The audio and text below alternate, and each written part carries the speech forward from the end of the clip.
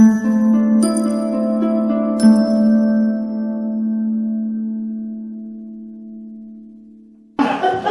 know they're a little tricky. I think I'd rather manipulate women's clothing after having tried to figure out how to wear these things. I think going to the bathroom is going to be challenging, especially for a woman.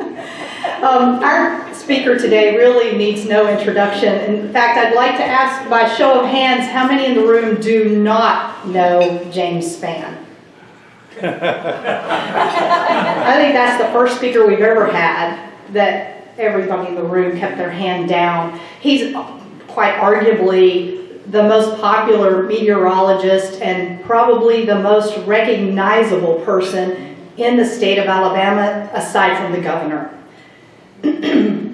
He is James Spann, the Chief Meteorologist at ABC 3340, and to save a lot of time, basically his entire career is mapped out before you in a bio on the table. It's double-sided. If you need extra copies, Sandra will be happy to make extra for you at the office if you need them.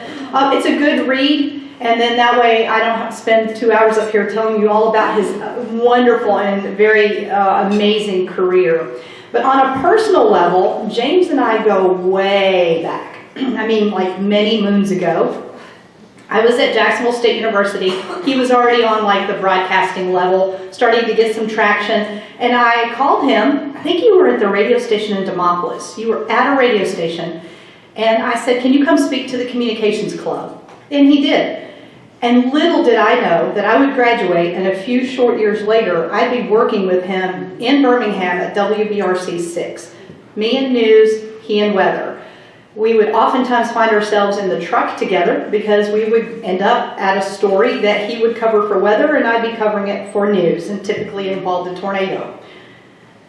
Beyond that, we ended up working together. When I was at Thunder 92.7 as the news director, he would call in and give banter and commentary and weather at WTDR at Thunder 92.7 in Oxford. We bumped into each other at book signings. Most recently, about a year ago, I was surprised I bumped into him at Grandview Medical Center, and maybe he'll tell you a little bit more about his involvement with the medical center. And of course, I'm a weather buff as well, having recently served as a weather broadcaster at Channel 4, TV 24 locally. And I can tell you that my passion, even though I've been to storm spotter school and such as that, never will match that of James. And I can show you or tell you for sure that he is the real deal. What you see on television is that genuine person that you get in person, having worked with him. So it is my pleasure and my honor to introduce a former colleague and a friend for life. Please help me give a warm Kiwanis welcome to the one and only James Spann.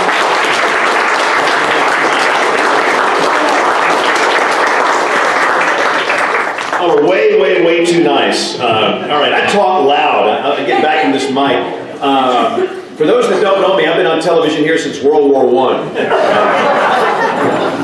You know, that for years and years and years, there was one guy on TV longer than me, a guy named Country Boy Eddie. Wow, y'all have been here a long time. Eddie was on television for 37 years. I am at 45, so I've blown past his record. My favorite Eddie story, does anybody remember the blizzard of 1993? Yeah, but some of y'all weren't even alive in 1993. Yeah, I've heard about it. But for those that were not here, we had 2 feet of snow in many places. That's not 2 inches, that's 2 feet. And we were shut down. This was in mid-March of 1993. Flowers were blooming, and it was incredible. We had convective snow with thunder and lightning, and up on the ridges we had hurricane-force winds, and we were stuck up on that mountain for, a while. Well, guess who called me a couple of days after the blizzard? Country Boy Eddie. I picked up the phone and I knew who it was. He said, "All right, James, this is Country Boy Eddie. All right, neighbor. I can't get my truck out of my driveway, and I want you to run my program tomorrow." I had to host the Country Boy Eddie show after the blizzard. It was the worst hour of local television ever. It was bad. But anyway, and by the way, I promised to get you guys out on time. I know the way it works with the Kiwanis Club. Most Kiwanis clubs have one designated person. It's somebody in here, I don't know who it is. At 12:58, they stand up and do this. Now, they said, you can talk all day. We're out of here at 12:58. We're done. So I will promise to get you guys out.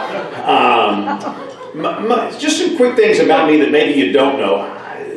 You've probably never heard of this town where I'm from originally. I am from a small town in rural South Alabama. You probably never heard of it. You've probably never been there, but I am from Greenville, Alabama. Oh, never heard of that? Come on. Y'all ever seen Forrest Gump? Where's Forrest Gump from? Greenbow. I know the guy that wrote that book. He passed away a few years ago. His name was Winston Groom. And we served together on this board involving a university. And I said, Winston, did you pattern Greenbow after Greenville? He said, absolutely. So really and truly, I am from Greenbow, Alabama. Right? And I never thought, as a young child, I'd live to be 18 years old. Never, never, never. I never thought I'd live to be 18. I feel like I've cheated the system. Now, this is how old I am, okay? I started school in the fall of 1962. And by the way, for years, I kept asking my mom, I cannot remember my kindergarten teacher's name. I cannot. Why? Can you help me? And she finally told me why. I never went to kindergarten. It didn't exist in 1962. You just start school, you go to first grade. So let's see if we have any historians in the room. What global event was going on in October 1962? Yes, the Cuban Missile Crisis. The Soviet Union had nuclear missiles on the island of Cuba aimed at the southeast United States, okay? And I just started first grade in September. So then in October we had this going on, and allegedly a target was Maxwell Air Force Base in Montgomery. And the rumor around Greenville was that they didn't have enough fuel to make it to Montgomery, and those suckers were going to drop on Greenville. So we had these little drills where they would put us under these little wooden desks. Now, me and my friends, we were not the sharpest tools in the shed, but we're thinking, what good is this going to do? You've got a nuclear missile coming in, and we're going to get into some little wooden desk. Me and my friends, we made a pact among us. We were not going to do that. If the nukes were coming in, we were going out on the playground and watch the end of the world with a front row seat, okay? So we had that going on, and then soon after that, the high school boys started going to some place called Vietnam. We didn't know what it was. We didn't know what it meant, but we knew some of those boys weren't coming back. And we had the nukes, we had that going on. And then I had a really bad experience with a triple dog dare. Y'all ever had one of those? Yeah. If you're triple dog dared to do something, you have to do it. Back in those days, we didn't have phones or video games or iPads or PlayStation. In the summer, we played in the woods all day. Yep. So the summer between my first and second grade year, we were out in the woods, and I got a triple dog dare. Now, let me just tell you the outcome, and this is some good advice for you men in here, okay? It's great advice. This is really good information. They triple dog dared me to go, and these are my friends, my best buddies out in the woods in Butler County. They get triple dog dare me to go to the bathroom on an electric fence. I was convulsing. There was like sparks and smoke coming from places I can't talk about here. It was horrible. And they were laughing and pointing at me while I was dying. I thought I was dead. So between the nukes, the Vietnam, and the electric fence, I never thought I'd live to be 18, but I made it. So here I am. And some of you know my backstory. My father opted out. My father just left one night. He never came back. My father never said goodbye, have a nice life, see you later. He just up and left. And I have no siblings, and it was me and my mom. And my father didn't pay a dime of child support, not 1 cent. And all of a sudden, life got challenging. And I think one good thing came about as a result of that. And this was in the fall of 1963. October of 63, when my father walked out. What happened the next month? Any historian? What happened? John F. Kennedy was assassinated the next month. This was the month before that when my father walked out. But can I tell you all a secret about me? I'm not good at anything I do. I'm not. Really. Does anybody remember Snowmageddon 10 years ago? we're good with tornadoes. And I do other things. I volunteered in healthcare for 18 years. I have been the chairman of the board of a major hospital in Birmingham. My hospital is called Grandview Medical Center. When I came along, it was Baptist Medical Center Montclair. We physically moved the hospital 7 years ago. I'm not the best hospital board chair. I do children's ministry at a church. I'm not the best children's minister, but hey, I'll work harder than anybody else in this room to accomplish a goal. Anybody. And that work ethic I learned when my father walked out, because guess what I had to do when I was 7? Go to work. I don't think we had child labor laws in the 60s. I went to work. I mean, I had to. It's a matter of survival. Some of you understand it if you experience what I experienced. Some of you don't, and that's fine, but it happened. And I'm so glad that I've got this work ethic. And then soon after that, we would have to move away. We just couldn't make it in Greenville. We had to move away to this nasty, nasty, nasty sounding place called Tuscaloosa. Y'all ever heard of that? Roll Tide. By the way, I finished at Mississippi State. Everybody hates me, all right? Everybody hates me. Not me. Yeah, I like. We love to play you. Yeah, that was a disaster. That was a train wreck. I do say I miss Mike Leach. Oh, I miss Coach Leach. I mean, I love to hear that man talk. I mean, his cargo shorts video was the greatest video ever, because I wear cargo shorts when I'm not working. He got it. But anyway, we moved to Tuscaloosa, and my mom had to finish a year of college to get a job and support me, and she wound up teaching high school English.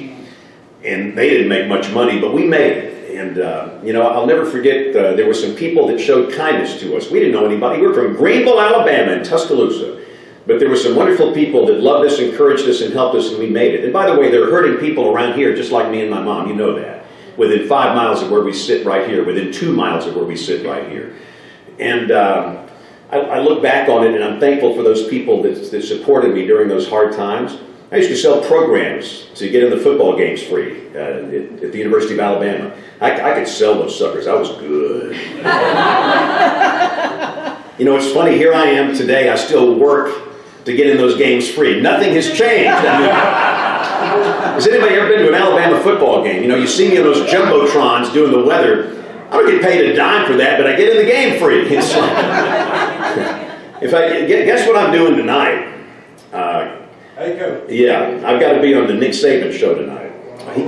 He called me last week and said, hey, that was the greatest show I've ever. I was on it last year. That was the greatest show I've ever done. I want you to come back on the show next week. So I said, okay.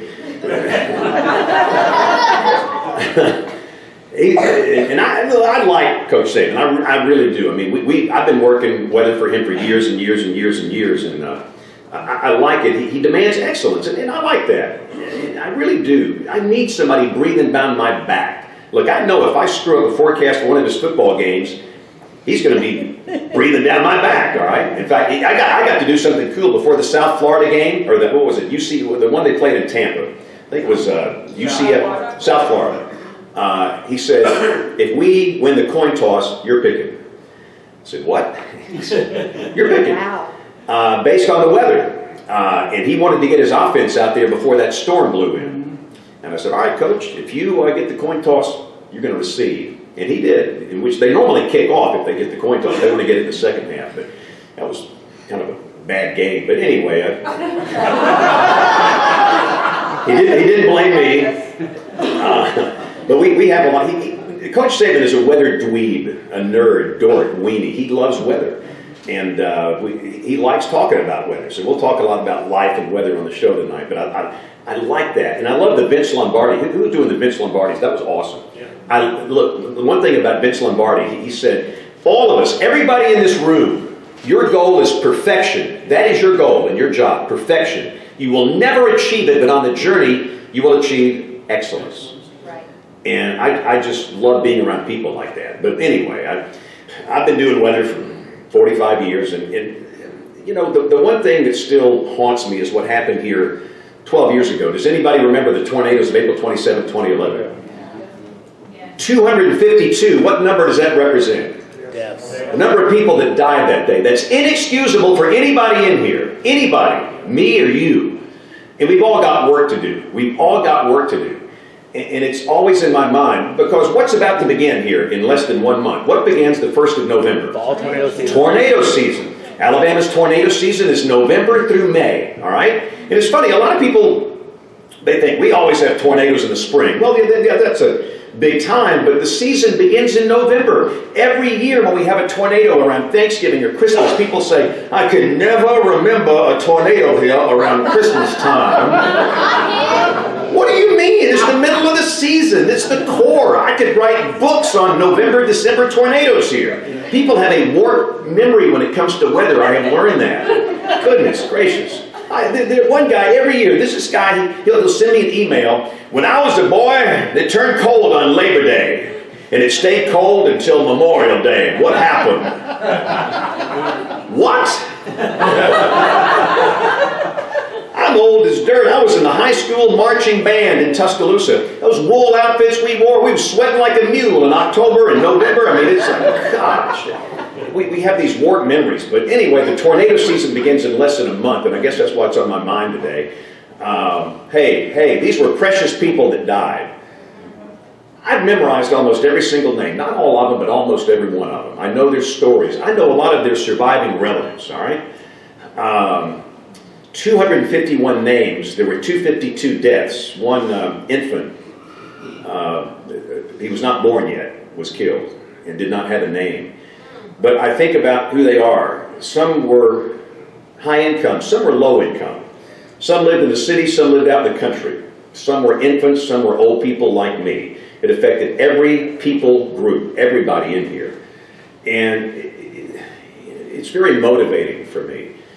I might drive by 31 Beverly Heights in Tuscaloosa. You've probably never been there and you don't care, but I do.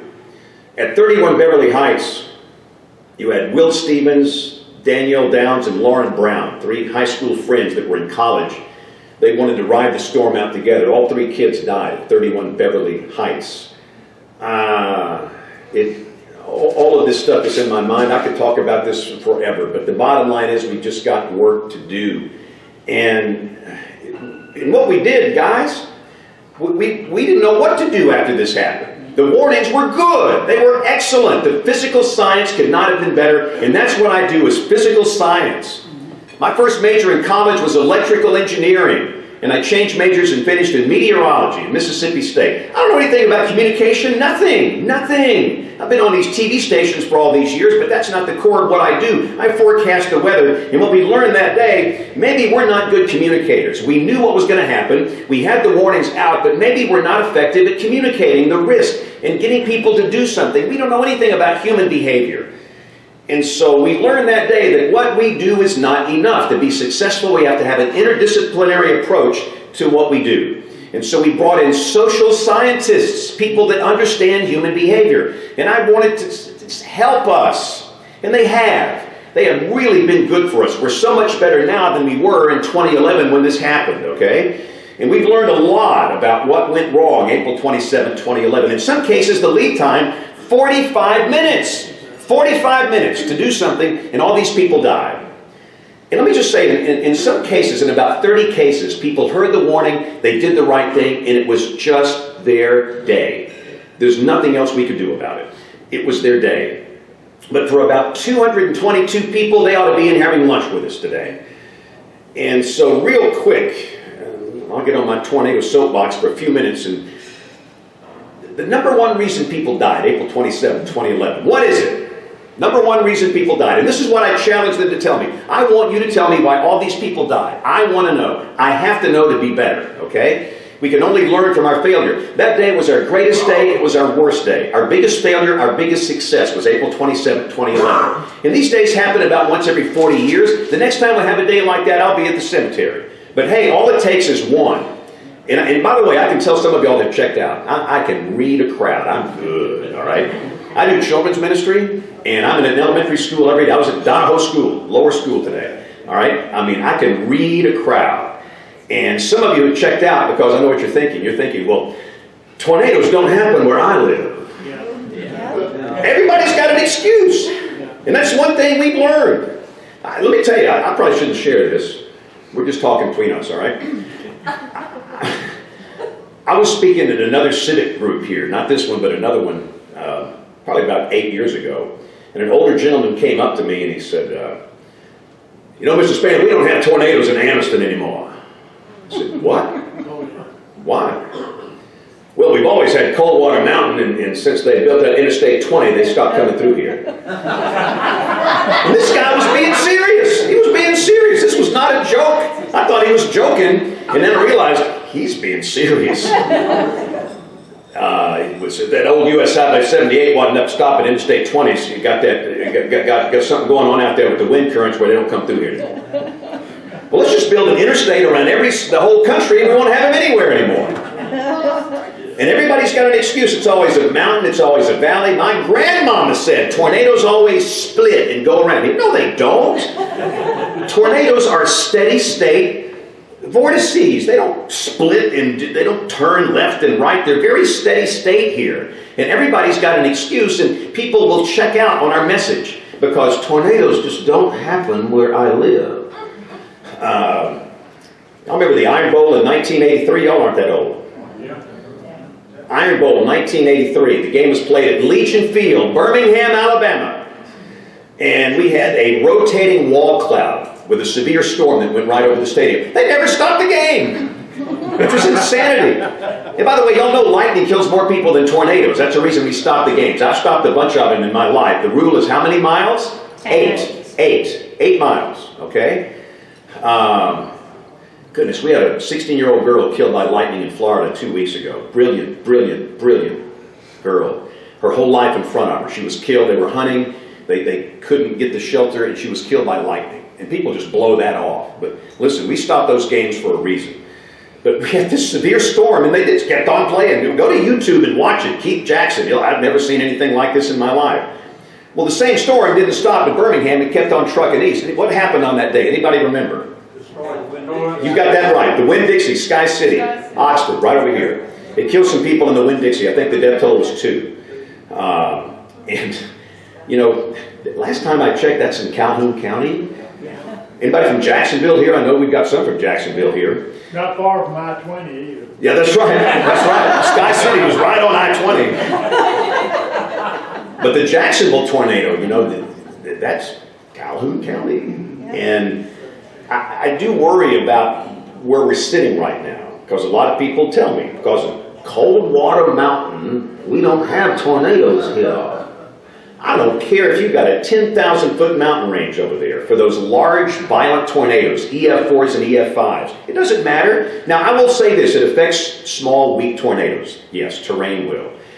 But that's not what kills most people. It's those. So again, please hear me. The tornadoes, hey, tornadoes happen to real people at a real place at a real time. 2.5 years ago, my house was hit in a place where they said the same thing. Tornadoes don't come down Donovan Valley Road because of Double Oak Mountain. The same thing.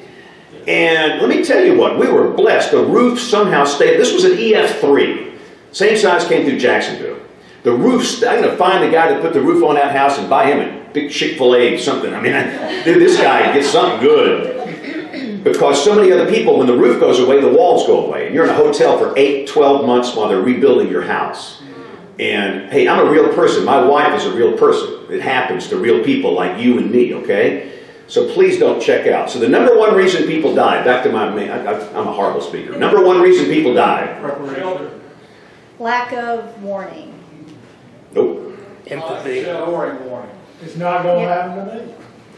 These are all valid reasons, but I'm talking the number one reason. The notion that you are going to hear a siren. That killed more people than anything else. And that's got to stop. And we figured it out the next year. 23rd of January, 2012. 18-year-old girl killed in Clay, northeast of Birmingham.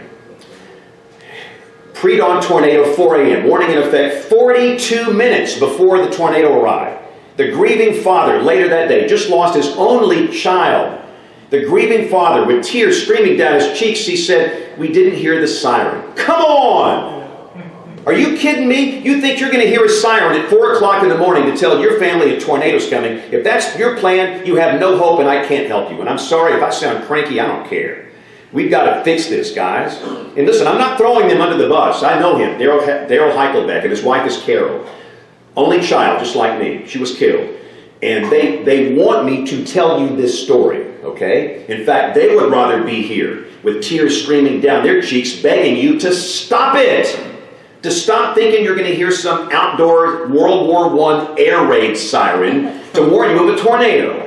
And yet most people, and some of these are very intelligent people, honestly think that. Most of you in this room think that, and today you've stopped that thinking, okay? We've stopped that train real quick.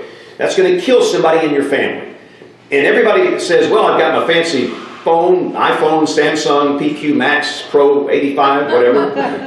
I always get them. And phones are important. They're crucial, yes. But during a tornado emergency, guess what stops working often?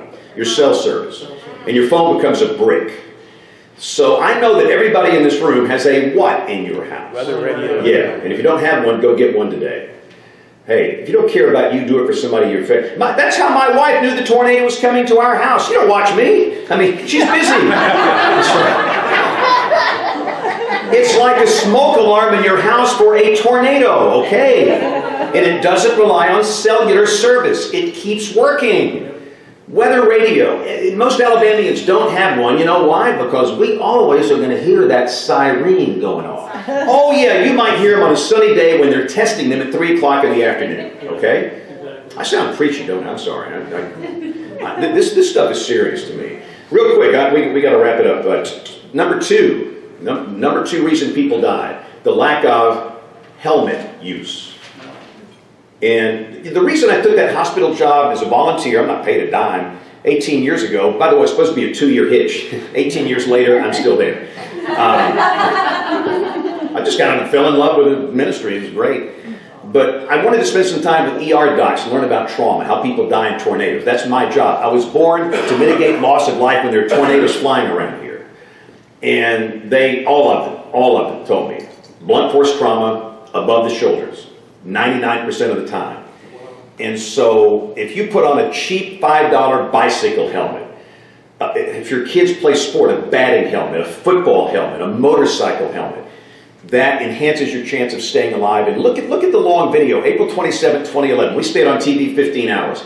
How many times did I mention that? Not once. Blood's on my hands because I didn't do that. Shame on me. And we've got to do better of getting the message out and people worrying. But by the way, this is not for kids. It's for everybody. Every human life is precious. Every human life is precious, okay? And I'll say putting a bicycle helmet on me, an old man, it's not a good look. It's like lipstick on a hog. It's not a good look. But hey, it will keep me alive during a tornado event, okay? So that's the number 2 reason people died. And a big problem we had in 2011, we had too many false alarms. And that's our fault again. It's on us. And we fixed that. We've gone back to basic science, and we don't issue the warnings. The National Weather Service does that, but we're all part of the same team. And we spent a lot of time on this. The false alarm ratio was 83% of false tornado warnings were false alarms. That's horrible. It's crying wolf.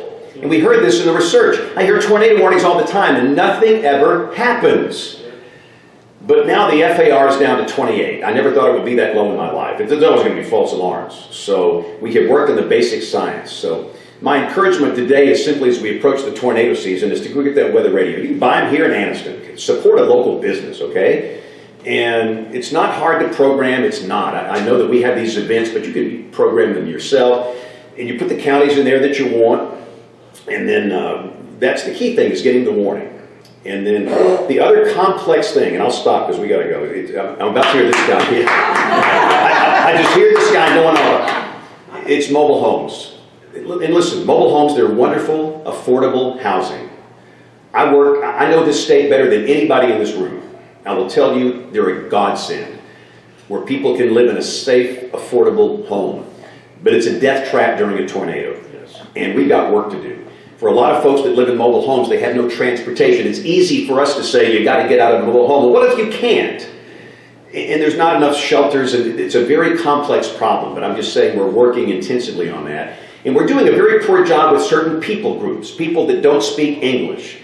And it gets into politics. I don't give a rip about politics. I'm a no-winger. I don't care.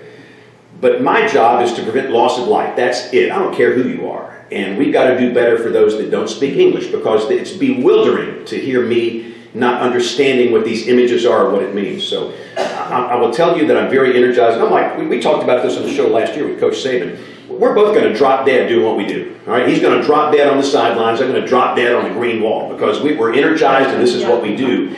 But we're working to make it better. But we need your help. Get that weather radio and we'll be safe. Thank you guys for letting me come. You'll have a great day. And now you can stand up and applaud.